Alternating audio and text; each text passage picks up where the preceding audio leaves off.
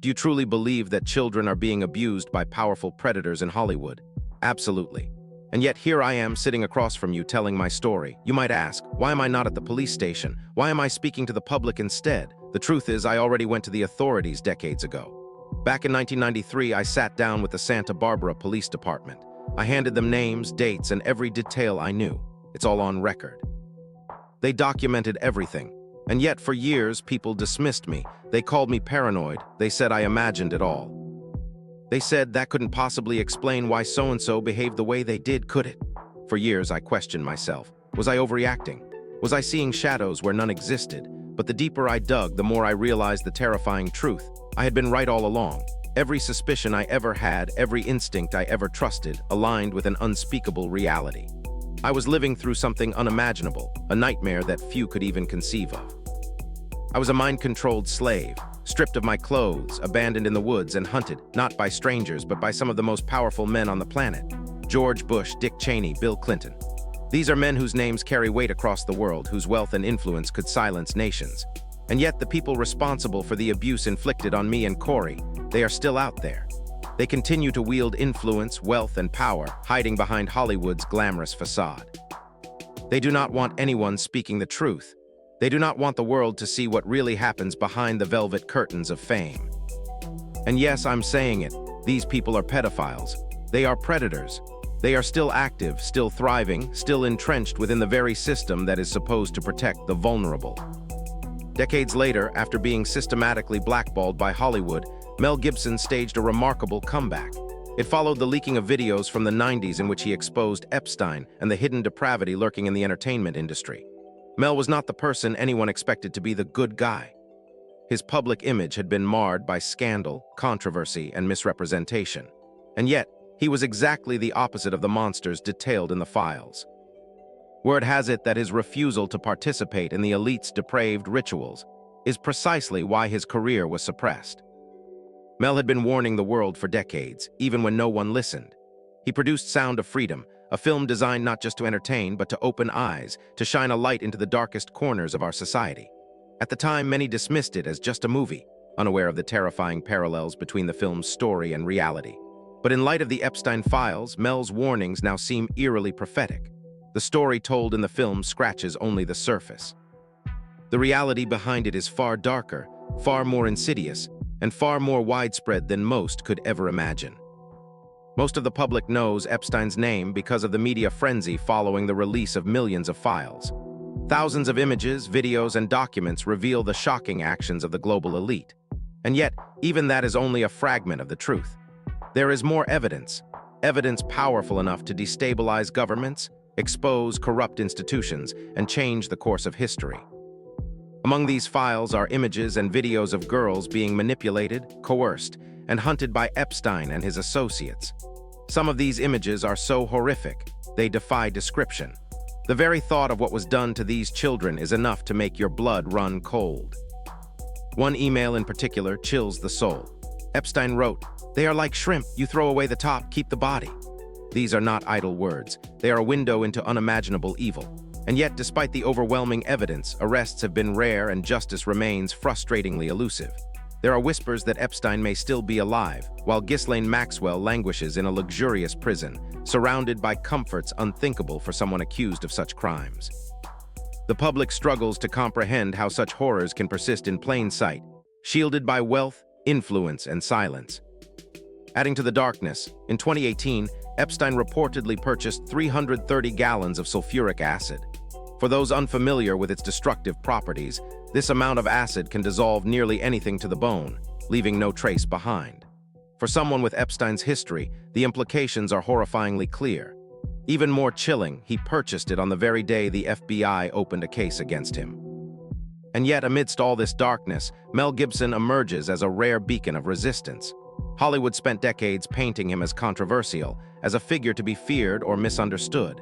But in reality, he was one of the few who had the courage to speak the truth. Remember his 2004 film, Th. E. Passion of the Christ? Every major studio refused to fund it. They were afraid of the story, afraid of the message, afraid of the truth. Mel took on the risk himself, pouring his own money and effort into producing a film that confronted morality, faith, and human cruelty. Even then, he faced relentless accusations of anti-Semitism, a campaign to tarnish his reputation and silence him. But Mel's courage didn't stop there. Recently, a video resurfaced in which he speaks candidly about the sinister forces he first encountered entering the industry as a 25-year-old man.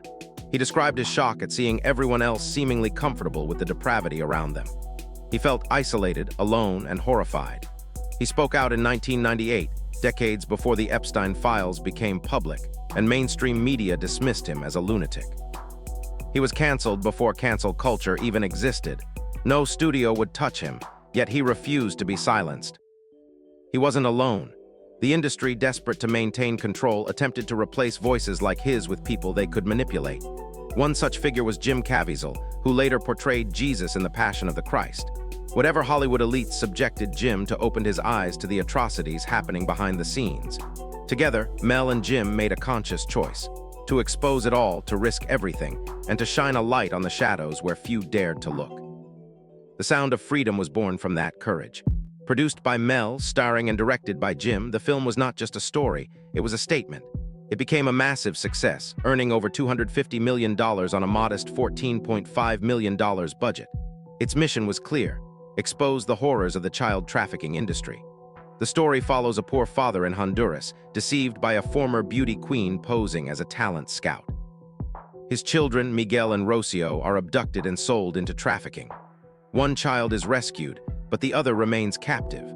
Against insurmountable odds, the protagonist risks everything, teaming up with former cartel members and local allies, infiltrating the criminal underworld, and confronting unimaginable danger to save the innocent. At the time, many believed it was just a movie. But with the context of Epstein's files, the parallels are undeniable. From fake modeling scouts to depraved parties, the story mirrors reality. The reactions from the public have been intense. One commenter wrote, "Reading the Epstein files, it's like billionaires allowed their own children to be preyed upon. Sickening." Another said, "Mel has been pushing these truths for years, even through films dismissed as conspiracy theories." Now the question falls to you. What do you make of Mel Gibson exposing Epstein and the industry decades before the files became public? Do you believe this act of courage could finally restore his career after years of suppression and vilification? The answers lie not just in facts, but in the courage to confront the darkness and demand the truth. Will the world finally see what has been hidden for so long? Or will the shadows continue to thrive behind the curtain? Mel Gibson had been warning the world for decades, long before most people were ready to listen. He wasn't making movies to chase fame or fortune. He was sounding an alarm, trying to shine a light on the hidden darkness that most preferred to ignore. He produced Sound of Freedom, a film designed not just to entertain, but to confront the terrifying reality of child trafficking head-on. At the time, many dismissed it as just another movie, failing to see the dangerous truths it reflected about the world we live in. But now, after everything we know about Jeffrey Epstein, Ghislaine Maxwell, and the elite, the pieces of the puzzle are falling into place. The story the film tells scratches only the surface. The real world behind it is far more twisted, far more depraved, and far more widespread than most of us could ever imagine. By now, most of you are aware of the Epstein files and the shockwaves they sent through the world.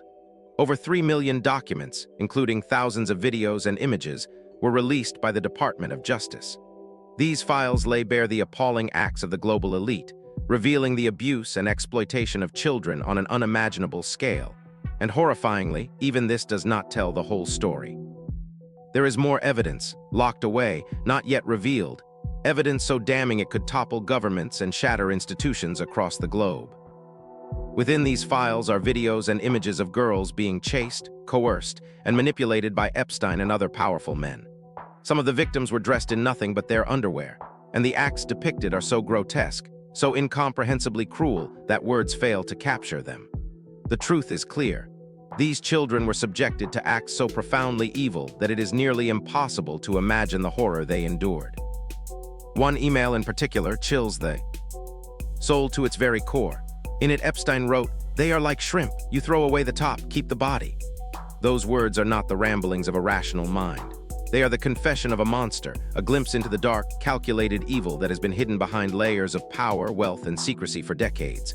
And yet, despite this overwhelming evidence, no arrests have been made beyond Epstein himself. Rumors persist that Epstein may still be alive, while Ghislaine Maxwell, his longtime accomplice, languishes in a luxurious prison cell, enjoying privileges unthinkable for someone accused of such heinous crimes.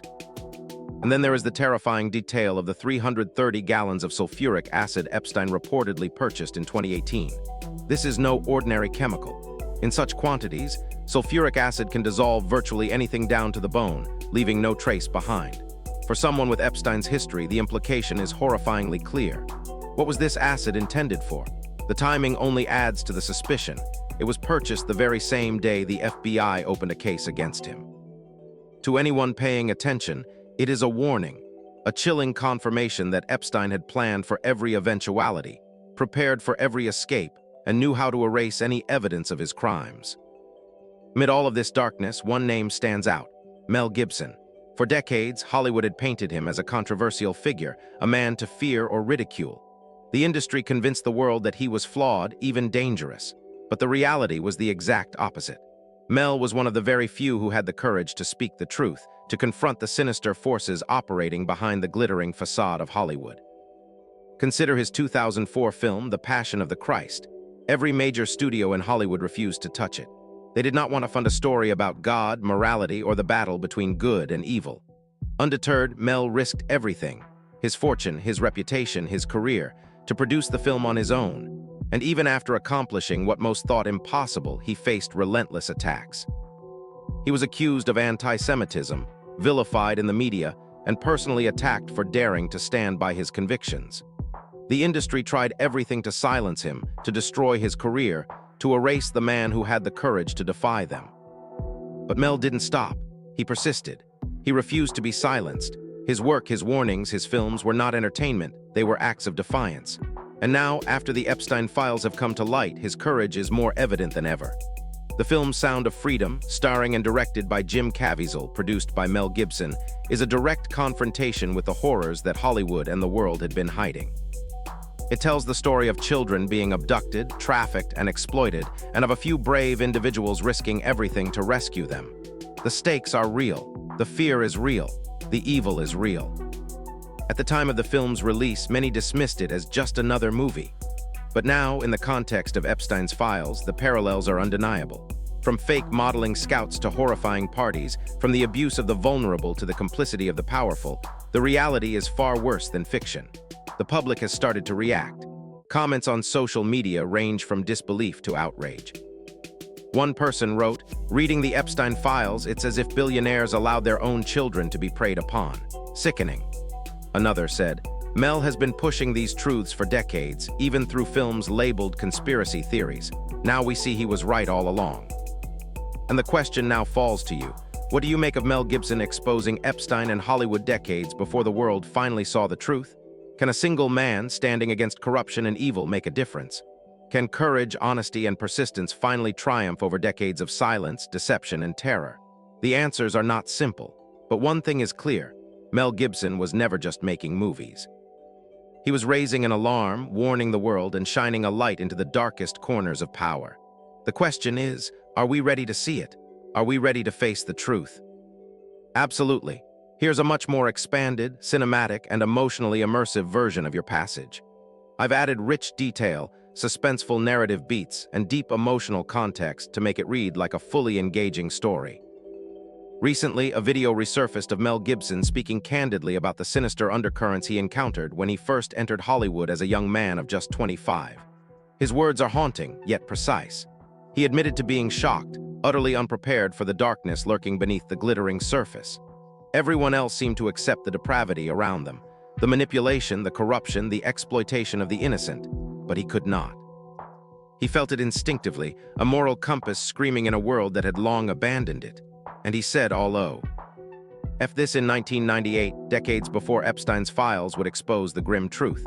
At the time, the mainstream media dismissed him as delusional, even dangerous. He was canceled before cancel culture existed, a man ostracized for his honesty, his courage, and his unwillingness to bend to the will of Hollywood's hidden power brokers. No studio would touch him, no investor would fund him, yet he persisted. He refused to be silenced. He risked everything, including his fortune, to produce a film about Jesus, an act that revealed his bravery and integrity. A bold stand against an industry that thrived on silence, deception, and complicity. I remember my own suspicions during those same years. There were events happening around me that defied logic, moments so bizarre and surreal that I often questioned my own mind. Nobody offered explanations. Nobody stopped to tell me why things were the way they were. So I formed opinions about the city, about the people within it, opinions that seemed paranoid, extreme, and implausible at the time. I wrote them off in my own head, thinking perhaps I was imagining shadows in the dark. But over time, the horrifying reality revealed itself. Some of my worst nightmares were not only real, they were far worse than I could have ever anticipated. Hollywood's efforts to control and manipulate voices of truth did not stop with Mel Gibson. The industry moved swiftly to replace him with individuals they could mold, people they could control, people who could be compelled to look the other way. One of these replacements was Jim Caviezel, who would later portray Jesus in The Passion of the Christ. Whatever actions the elites took behind the scenes opened Jim's eyes to the hidden horrors of the industry, the corruption, the exploitation, and the crimes that went unnoticed or ignored. Together, Mel and Jim made a conscious decision that few would ever dare. They would expose the darkness. They would bring it into the light. Their collaboration culminated in The Sound of Freedom. Produced by Mel Gibson, starring and directed by Jim Caviezel, the film was more than just entertainment. It was a deliberate, courageous act of resistance, a cinematic spotlight thrown onto one of the most abhorrent crimes in modern society: child trafficking. Despite a modest $14.5 million budget, the film grossed over $250 million worldwide, a testament not just to its cinematic quality, but to the urgent, undeniable power of its story. The mission was clear: expose the horrors that most would prefer to ignore and inspire action against those who prey on the innocent. The film opens in Honduras, following the story of a poor father, Roberto Aguilar, who is deceived by a former beauty queen masquerading as a talent scout.